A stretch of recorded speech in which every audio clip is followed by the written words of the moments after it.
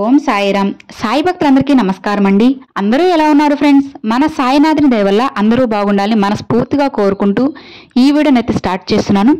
ఇక ఈ రోజు వీడియోలో బాబా గారు ఏం చెప్తున్నారంటే, తల్లి చూడగానే ఒక్కసారి నా చెయ్యిని తాకమ్మా, తాకిన వెంటనే నీ బాధలన్నీ మాయం చేస్తాను తల్లి.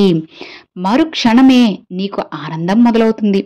తాకను అని అనకుండా ఒక్కసారి తాకు బిడ్డా, ఈ అవకాశాన్ని అస్సలు జార విడుచుకోవద్దమ్మా అని బాబాగారితో చెప్తున్నారండి.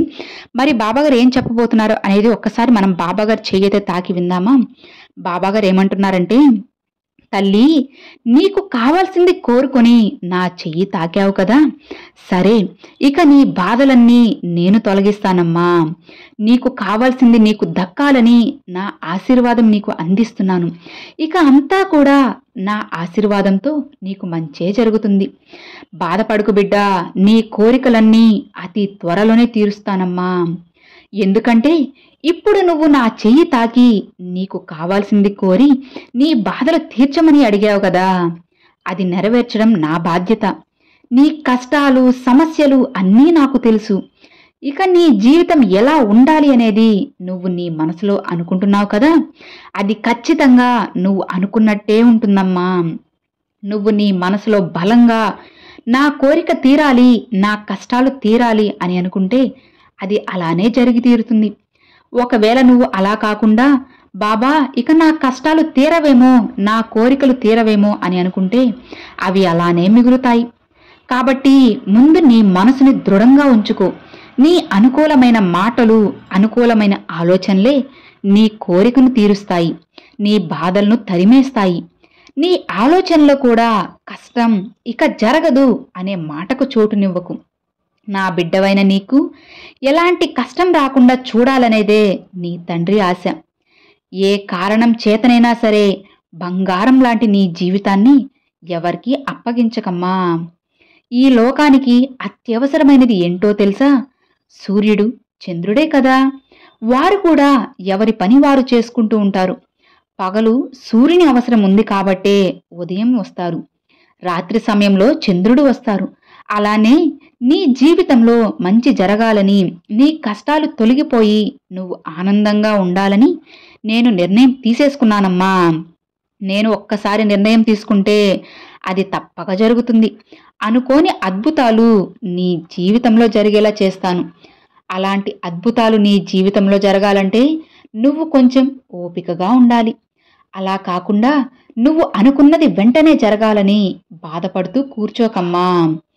సముద్రంలోకి వెళ్ళి త్వరగా వెతికితే గవ్వల పెంకులు మాత్రమే దొరకతాయి. అలా కాకుండా ఓపికతో నిదానంగా మనసు పెట్టి వెతికితేనే ముత్యాలు దొరుకుతాయి. కాబట్టి తల్లి ఎప్పుడూ ఒకటి గుర్తుపెట్టుకో, ఓపిక, నిదానం గెలుపుకి బలం.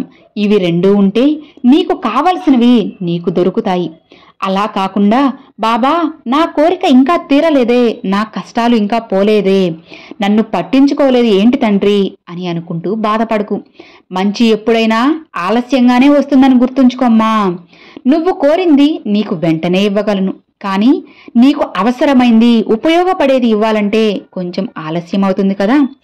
అప్పుడే కదా అది నీ దగ్గర శాశ్వతంగా ఉంటుంది.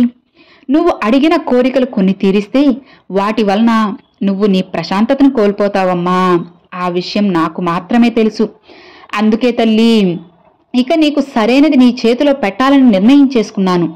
కాబట్టే ఇంత ఆలస్యం అవుతుంది.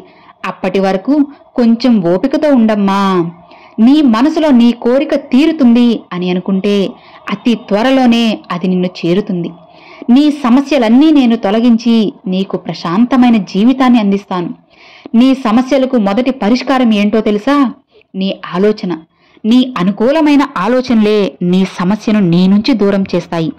కాబట్టి నీ సాయి మాటలు విని మంచిగా ఆలోచించు, అంతా మంచే జరుగుతుంది. ఇక అర్థమైంది కదా తల్లి.